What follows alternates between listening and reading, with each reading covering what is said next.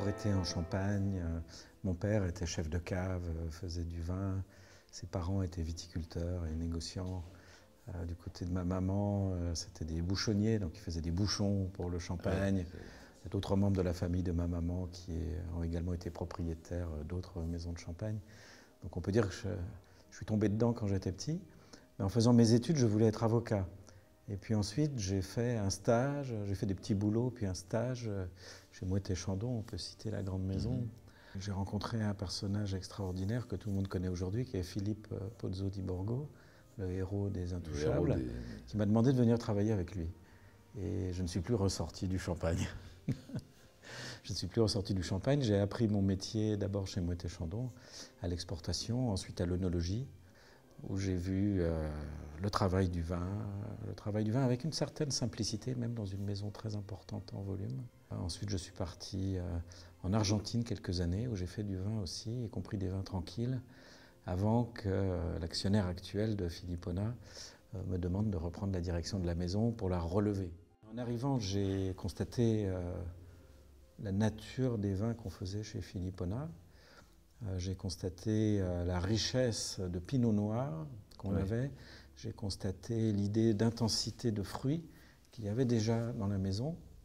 Mais j'ai trouvé aussi que ça manquait de fraîcheur, que ça manquait de précision, que ça manquait de modernité.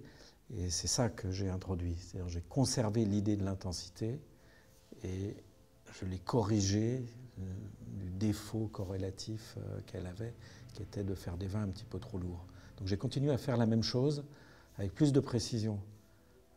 Souvent j'utilise cette image que c'est toujours la même photo mais avec plus de pixels, une meilleure définition, plus de précision.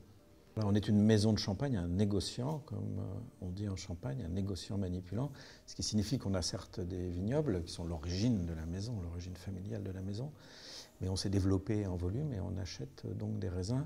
Une des directions que j'ai suivies dans ce domaine-là, ça a été de donner aussi plus de précision à nos achats de raisins, et notamment d'accentuer notre spécialisation autour du pinot noir. Quand je suis arrivé, on avait encore à peu près 25 à 30% d'approvisionnement en pinot meunier, chose qui est tombée aujourd'hui à zéro.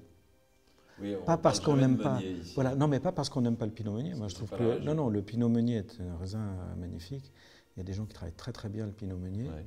Mais ici, c'est le terroir du pinot noir. Donc j'ai voulu que le style de la maison soit un style orienté autour du pinot noir. Avoir le Clos des Goisses, ça nous donne un grand avantage, c'est qu'on en parle. C'est que ça tire le reste de la gamme. Mais je ne voudrais surtout pas que ça fasse ignorer le reste de la gamme. Donc j'ai beaucoup travaillé sur la qualité des autres vins de la gamme, y compris les vins non millésimés, et je continue à le faire, bien entendu.